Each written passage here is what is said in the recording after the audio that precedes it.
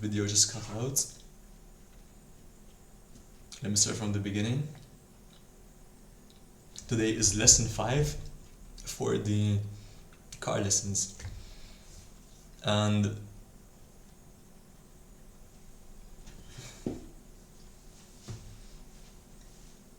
let me begin with the stuff that let me begin with describing what was different from the previous lessons, and let me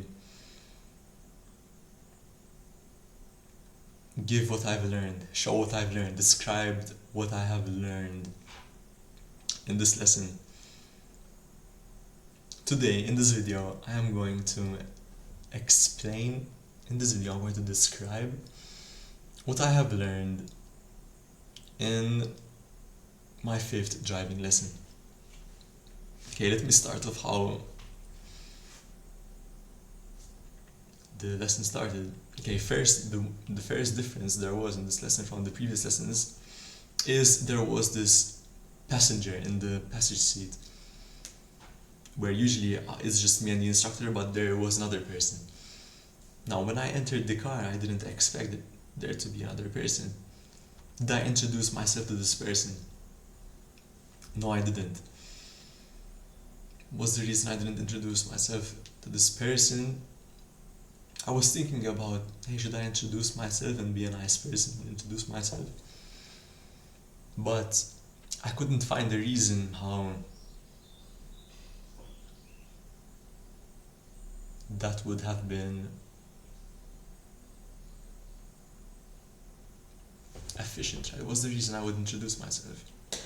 If I'm here for the lesson, what's the reason I should introduce myself? You have one efficient thing and you're doing this efficient. You have your objective and then you're trying to do your objective. And you're doing the tasks, the most efficient task to get to your objective. And what I was thinking, if I introduce myself, yes, I'm not going to have any connections with this person, or at least that's what I anticipated, that's what I'm predicting, that's what my brain's predicting, that yeah, I'm not this. Should I describe the person, what my brain was thinking? It only interpreted that for a second, then it deviated. Let's go with the lesson. I think it's very important to bring this point up and talk about it, because you could think about it from many different perspectives. You can think it from an efficiency perspective and not do it, but then you can think about it, hey, if I introduce myself, yes, I'm not gonna gain any higher return of investment value from this person, right? They're no scientists, they're not in university taking a major that you're taking to solve a real world problem. No, it's a 40-year-old woman learning to drive a car for whatever reason in this country that I'm in right now. But it's still a process, right? Introducing yourself, and that could be transferable to anything. If you think about it like that, hey, if I introduce myself, yes, I'm not going to have a connection to this person, but if I introduce myself, then that could transfer to when I do have an assigned role with the people I want to connect with. Let's say I want to connect with people now, since I've already introduced myself multiple times to multiple people. Now it's a process already ingrained inside my brain, and it already knows what to do. There's different perspectives to this, and you can even think about, okay, maybe I introduce myself if I see this person the second time.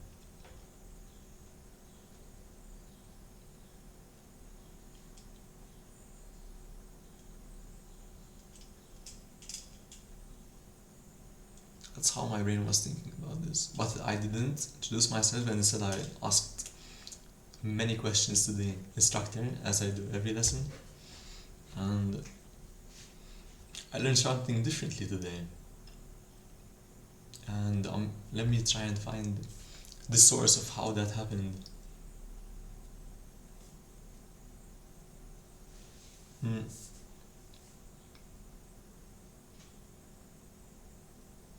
We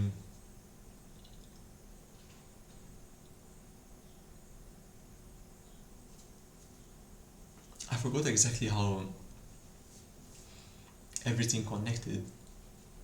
I didn't actually forget. It's my brain processing the data. It has the data in the brain. It just has to process it to actually recall this is sequential steps. But let me start giving fragmented answers, and it should come up. Okay, we talked about the. I told him, "Do you know what a Tesla is?" And he said he didn't know what a Tesla is. But then he said, I told him, "Do you know those automatic cars that move on their own?" And he said yes. And he said there was this car that crashed over here. Now, is that valuable? I don't see how it's valuable at first. How that's valuable at first glance. But I'm learning how his brain is thinking. Remember, this guy is an instructor that has his own company.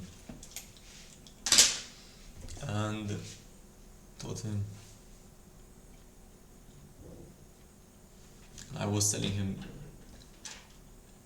I need to. I want scenarios where I learn, not telling someone about something. But sometimes you could educate someone on something, or give something small, and then from that they connect to other things in their brain that connects to this, and give you other information that could provide value for you. And this is something you would test, which I did test. And that was one part of the Tesla part.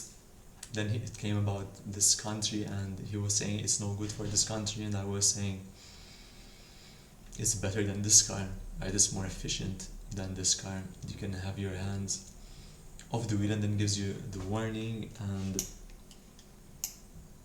me myself, I don't know that much about Teslas, and I'm not sure the reason I even brought that up. I think I brought that up to be able. I think I tried to connect it with another thing he said in the previous lesson. He was talking about technology, how modern cars have higher technology but are actually wear down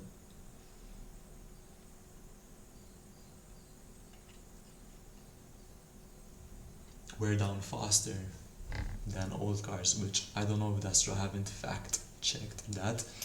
And is that of value? Not really, right? I would say that's a poor man's problem. If you're worrying about cars and cars wearing out, you're broke, right? You're broke. It's very inefficient thing to. Unless your circumstance. I shouldn't say inefficient. Inefficient. It depends. Which scenario? It depends. It's not binary. Nothing is ever binary. It's not a yes or no. It depends on the situation and your circumstance and your environment. Okay, let me move on to other part, which this was the most valuable thing I've learned. And this was, he was talking about meetings with, it's called, I'm not going to name the country that I'm in, because if I name the country, I'm going to assume this video is going to be shown to the people from my country, which I do not want, right? Where I am in this country, I'm not the most efficient people. That's how the environment is. And I'm just going to name our country.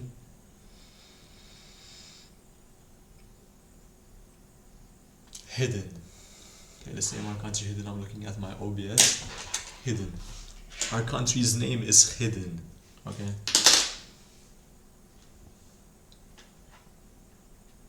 Or zero. Our current. This is inefficient. What I'm doing right now. Okay, our country, and what he has his school. And then there's this transport zero, right, which is our placeholder for country. Transport zero, and we have his school, and then he receives. They hold meetings. This transport zero, they hold meetings, and in these meetings they have all the instructors from all this country, and they can do that because this country where I'm in, it's small. It's a small country. And then, do you know what they talk about in these meetings? I was asking him, and he said that what they do is, yes, first you talk about their problems. I had to go deeper in this. I have to go deeper in this in the next lesson. I have to keep on asking him what he's talking about, and probably it's online. If I do a quick Google check, I can probably find this information online, which let's test it.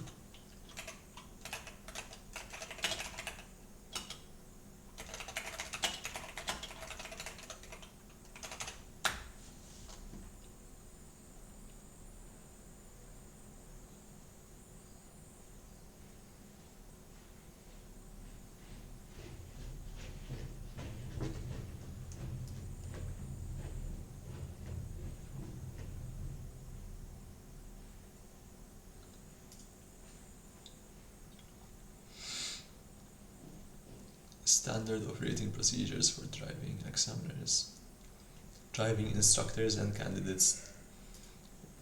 Wrong resource. Okay, let me.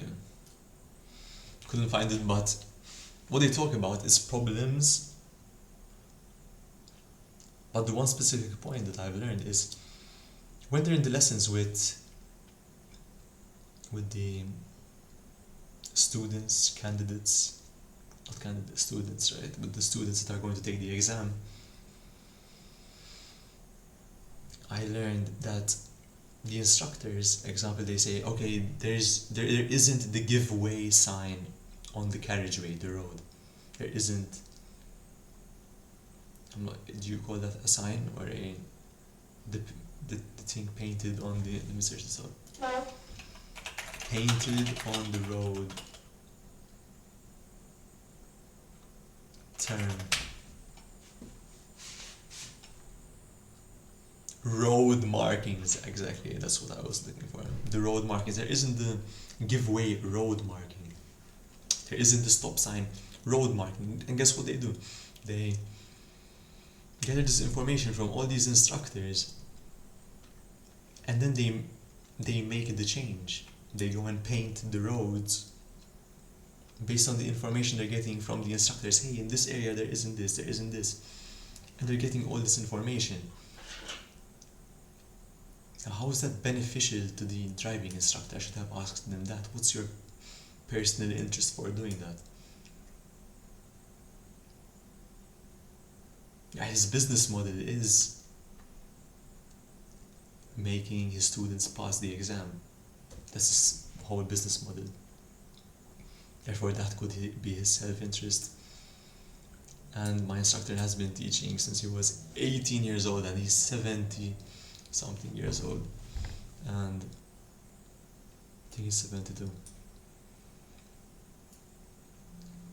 I have to.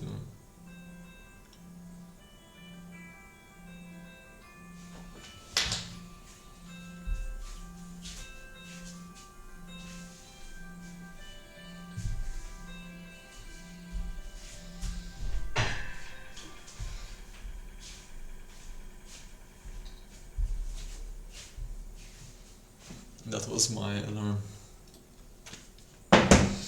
Back to what I was saying. I was talking about the instructor and how they meet up. They have the road markings which their workers paying. I was trying to map out the whole system. Government zero, transport zero, and then his school, multiple schools.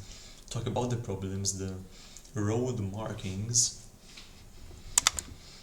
and that's definitely a lot more simplified than it's probably than how than how it actually is. Must be. It's very simplified. Then he said he goes to this place, the transport zero, almost daily. That's what he said, almost daily, because of the exams his students take. The students have to take the exam and they have to go to this. This is a side tangent. This is separate from the whole government, transport zero, and multiple schools to paint the roads. And that's interesting. That's where they get their information from. Do you see that? They get that's one of their sources of information. Those who paint the road, there's an entity which is controlled by the government. And actually, let me fact check.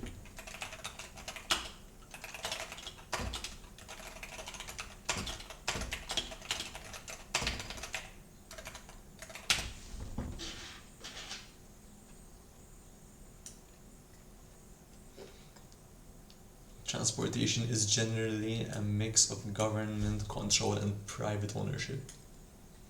Governments do not typically own or drive every vehicle, but they create the rules, manage public systems.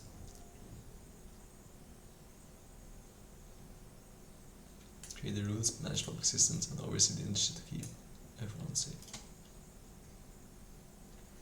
This isn't the answer I was looking for.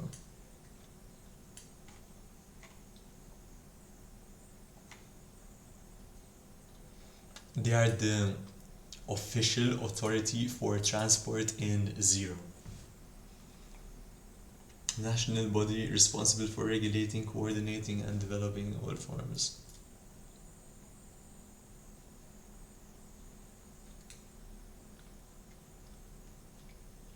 of transport in zero.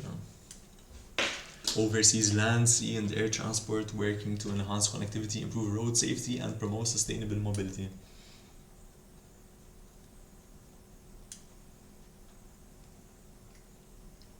Okay.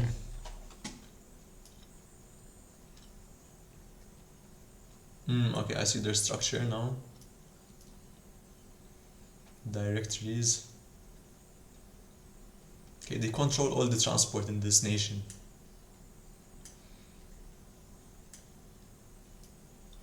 And I'm going to assume they're controlled by the government, right? Or part. That's something that I would need to go further into, but we get the concept. They control the regulations for all transport in this country. Nation. Country, nation. Same things, right?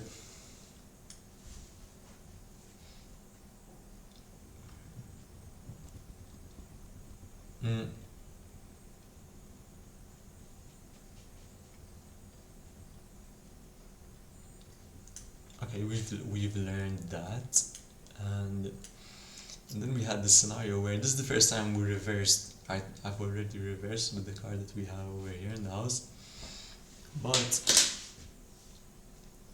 I was talking about there was 3 boxes, and we have to reverse into 1 box, and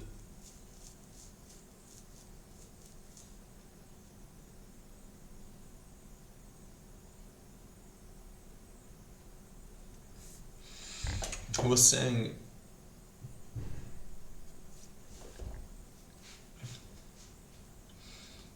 he was saying about the turns, right? There were 3 boxes. 2 of the boxes were filled with cars. We had to go and reverse into 1 box, and he was saying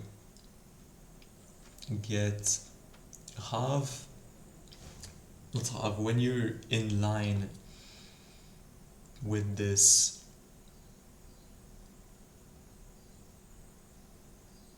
with the half of this box, turn your steering wheel fully to the left to be able to park in the last box.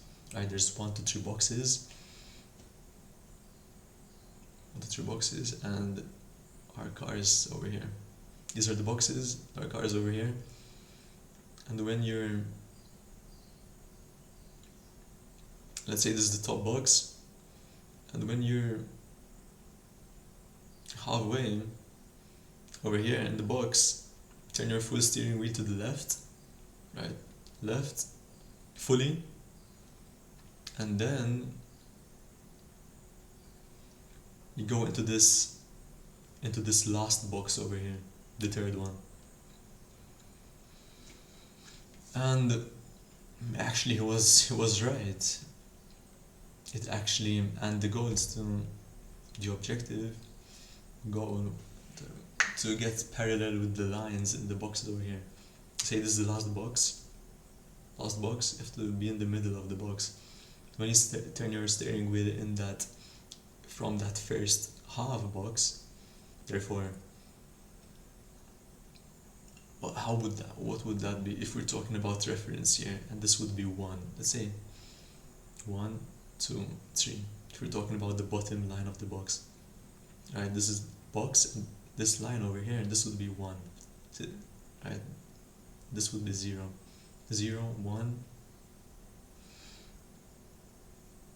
1, 2, and then 2, 3. And we're saying we're at 0.5. At 0.5 over here, we turn fully the steering. And how he was doing it, calculating with the boxes, well, guess what? Boxes aren't transferable to every single car. And I was telling him, okay, what about the size of the car and the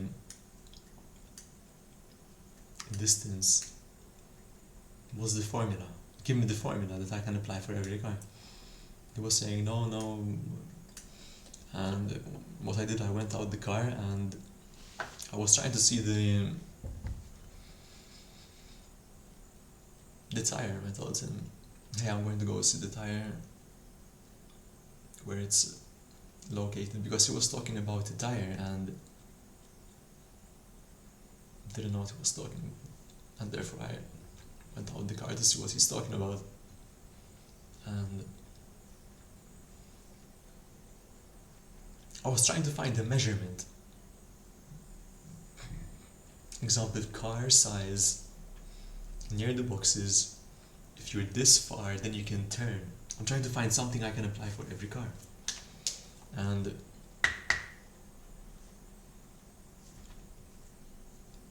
we actually kept talking. I was talking about this, and he was getting a bit agitated, actually. Actually, he was swearing.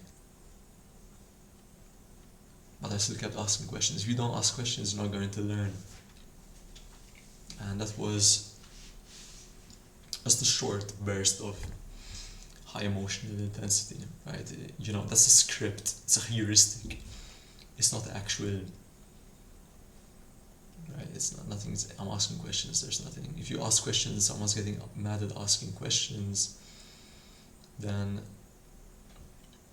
they themselves know that they shouldn't be getting mad, and after processing that data, after 5 minutes, they realize that, and that's the reason you have short bursts of high emotional intensity, right? Some brains, and then they're back to normal, right? Because they processed the information, now they realized it's not a real problem. And from that, I still got value. I got the value that, okay, you can turn your wheel, and then the wheel, you turn it the wheel with the steering wheel. The steering wheel, you turn it 1 3/4 to fully have it from the middle. Therefore, you have the steering wheel at the middle, and you have 1 3/4 to have a full steering for the left, and the same for the right side. And there's a distance. There's a distance you can measure. There's a distance you can measure, and if you know that distance, and you know your steering and the distance it takes with your steering, then you can calculate reverse. You can reverse anywhere, right? This is probably basic. Oh, it is basic. It is basic knowledge, and it's probably right. If we talk about it, usually when you want to learn something in professions, who does this as a professional, where there's money involved, right? That's where you can actually learn. People who race cars, you know this by heart 100%, and they can apply this to any single car, no doubt. They just need to know the facts to be able to calculate this. Right? This is what I'm trying to do, is I'm trying to find this principle that I can apply for every single car. And I was talking about this, I need something to apply for every single car, and then he was saying, oh no, but you can't apply for every single, if you go in this car, then the next car is going to be different. And I told him, yes, that's exactly my point. I need something that I can transfer. And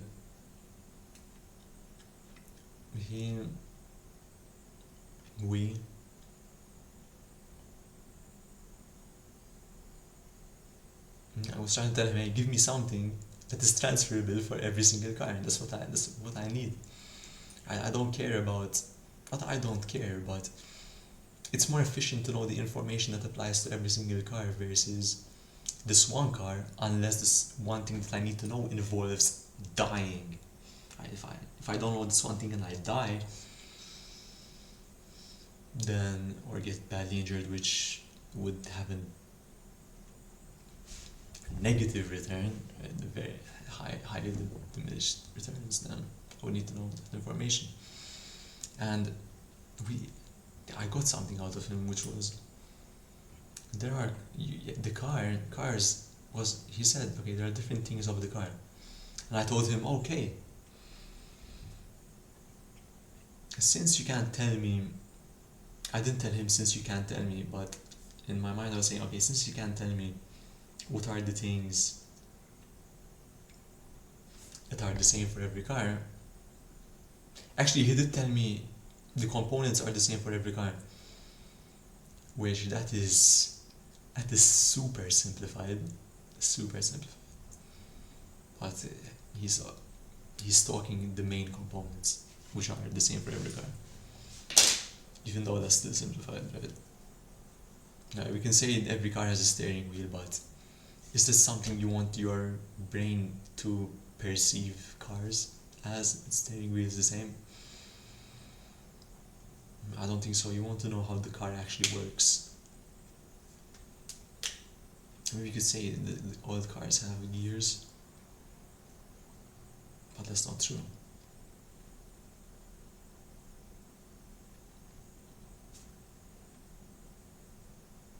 I don't think that's... Let's move that to the side. It's less valid than what we're about to say.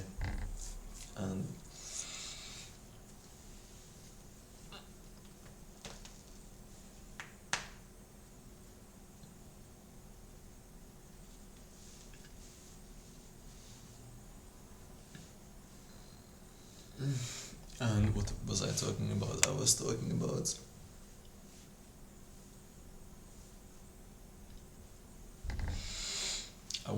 about... the car and different components, and how he couldn't get to... He didn't tell me, okay, what's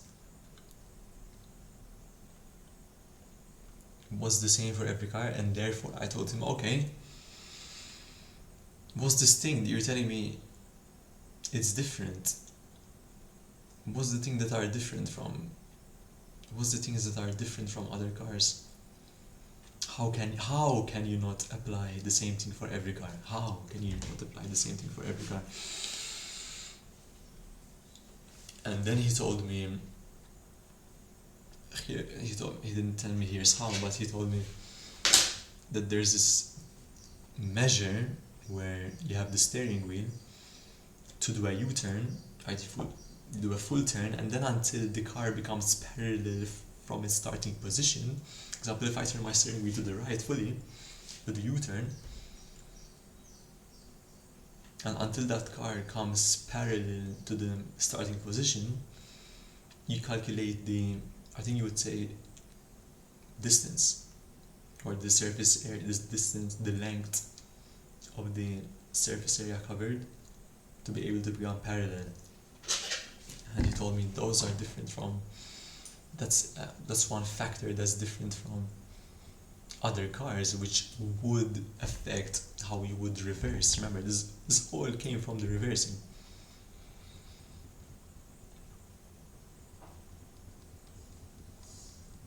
Which all came from the reverse, and that's something that now, okay, I know that factor now I can research on it.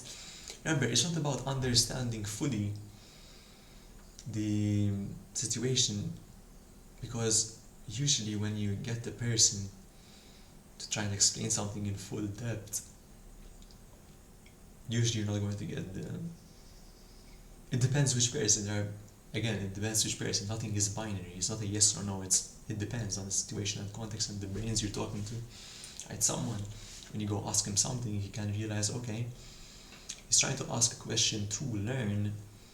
I know the specific direction this question is leading to. Okay, let me acknowledge that. Tell this person, this is the question where it's going to lead to, but let me also switch it and tell him, that's what it's leading to, but here's the actual value which you can create action to do specific objective. Example,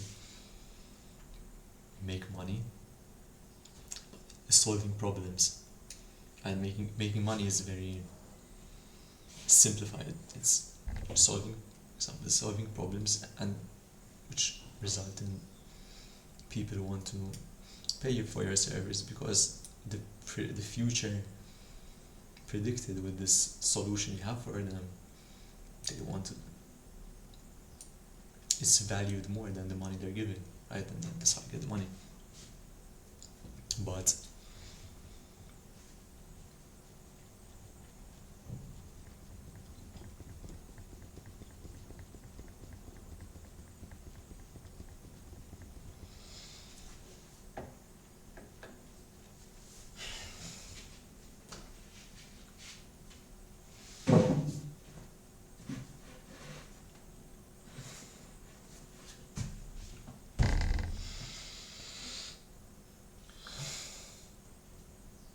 I have to start to close the video.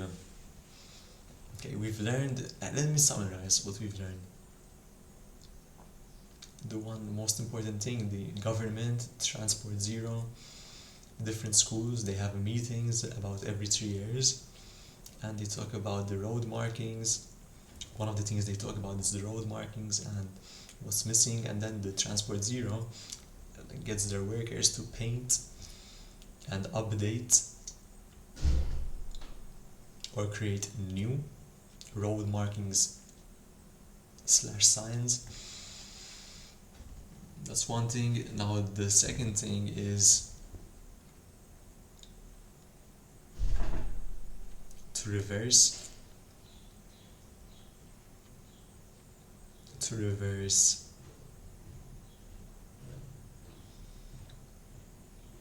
you can calculate the distance by first knowing one of the factors, which is knowing to be able to do a U-turn from the starting position to the and ending up to the parallel position from a full U-turn. What's the distance for that? And knowing that and then you know your distance, example, your rear wheel tires, the distance to the place you want to park in reverse, for example, and you can start to form some calculation for that. I don't know the calculation, if I can only give some pointers. Know where you need to park, state the facts, know where you need to park, know that U-turn measure, and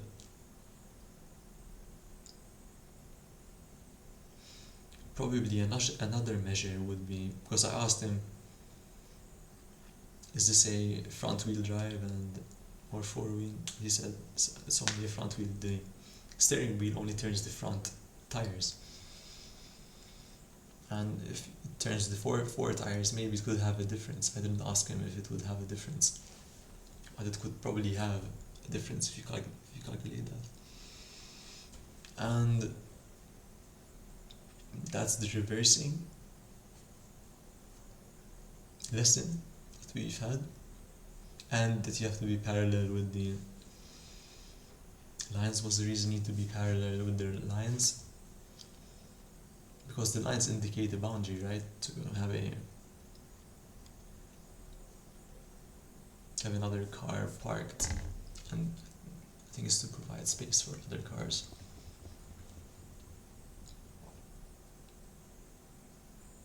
Right, I think that's the purpose. And those two, and then we had this part of introducing ourselves to someone, but we didn't. And you have different variations. Okay, when should you, when shouldn't you? I asked the instructor as well after she left. Hey, his name is George. Hey George, should I have introduced myself to that lady? He said, no. Why should you? She's already married, and I told him that I just want to be nice, which that was probably not I would say it's a poor response from me, and a more accurate response: I want to practice my communication skills. That's factual, right? Not to be nice. Being nice, that's not a measure, right? It's not really an accurate measure. Hey, I want to improve my communication skills is an accurate measure. And guess what the result was? The feedback from me saying I want to be nice, and he was said, expected, right? When you say something that vague, being nice, what do you mean being nice? What's objective, right? And should I do that next time? Should I introduce myself?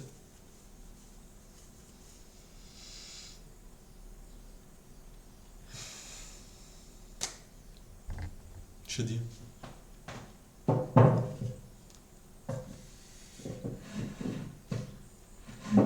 Maybe not. But usually I have this rule: do the lowest cost. If you're indecisive about the decision, do the lowest cost, which would be not to introduce yourself, right? You're saving more energy. Therefore, I would say I wouldn't introduce myself, because I cannot. Yes, I've assigned. Actually, when you look back at it, you can assign a reason to it, right? Because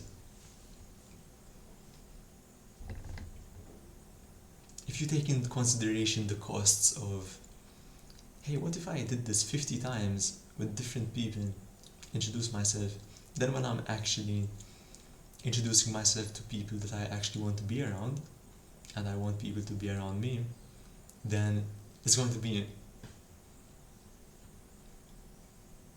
natural, right? Because I've did this 50 times. When you calculate that cost, then you would say, suddenly, and now it sounds kind of expensive, me not introducing myself, right? And that's a question where that's for consideration, right? But then you have to remember, just because you're going one path of thinking, doesn't mean you can't go back to, okay, reevaluate this whole reason you're doing all of this. What's the whole reason you're doing all of the objectives? You have an objective. What's your objective? Reevaluate. Okay, are you going to introduce X, Y, and Z?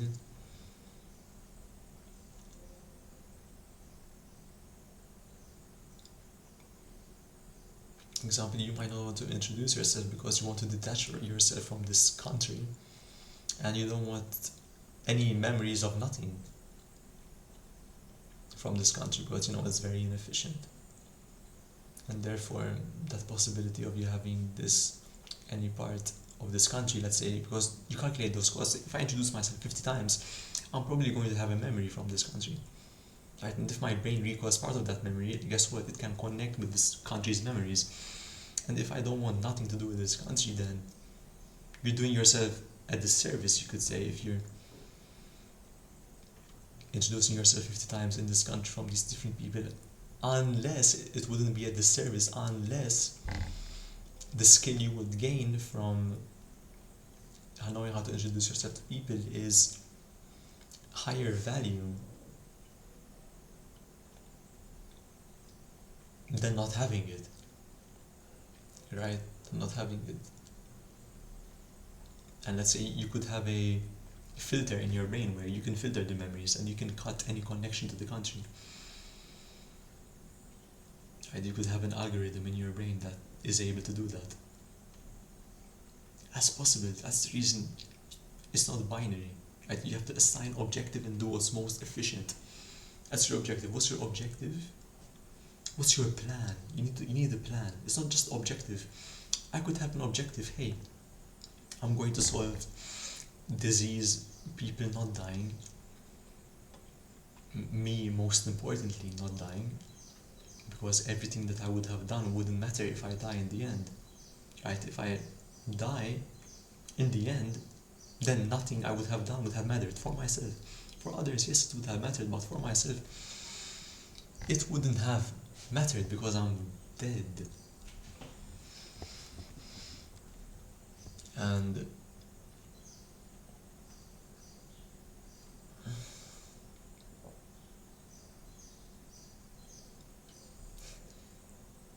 was a side tangent. I actually forgot what we were talking about. Debt, doing it, scenarios, low cost, high cost, high return of investment, value, not value. I think we're talking about introducing ourselves, yes. We're talking about introducing ourselves and calculating the value and the long-term value of this. And what is our result?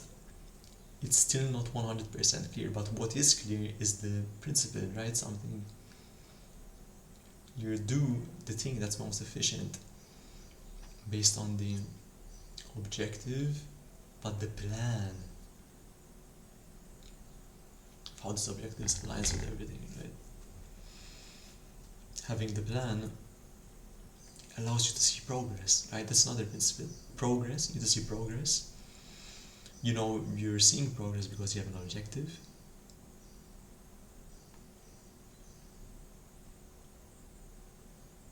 Slash plan. Objective slash plan. Because if you have an objective, you could see progress if you're getting closer to the objective. And if you have a plan,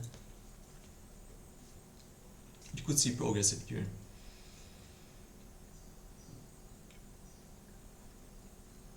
getting that plan, but you could have multiple objectives inside the plan, but you could also have many conditional plans as well, and conditional objectives, right? Nothing is binary, again, it's factors and multiple factors and conditional factors. Plan, objective, progress. Plan, objective, progress. Those three are very important. Plan, objective, progress, and efficiency. Right? You have a plan, objective. You want to see progress, but you want to see. Right, let's say you want to see progress with the, let's say, efficient progress, right? You don't want to see progress, let's say progress after 10 years. And let's say it has a certain quality, let's say quality B, and you have progress in 5 years and it has quality B, then you'd want the one with 5 years because it's the same quality but it's less years. And that in itself is simplified as well, but you get the concept. And now we're getting actually diminishing returns from explaining this stuff. We already learned those lessons, which should I summarize again, because it was 20 minutes in from probably the last time I've mentioned them. Actually, I think it was about 7 minutes. Let me say the terms: transport zero, schools, government, road markings, reversing. That was number one. Now number two, reversing, and the parallel and the U-turn parallel measure, a factor to be able to use to reverse. That's number two. Number three, introducing yourself to new people to calculate value, and calculating the value for its long-term worth, how it aligns with your objectives and plans, and knowing the progress and making sure you're making efficient progress. I think it covers what I've tried to explain from my current abilities. That's it.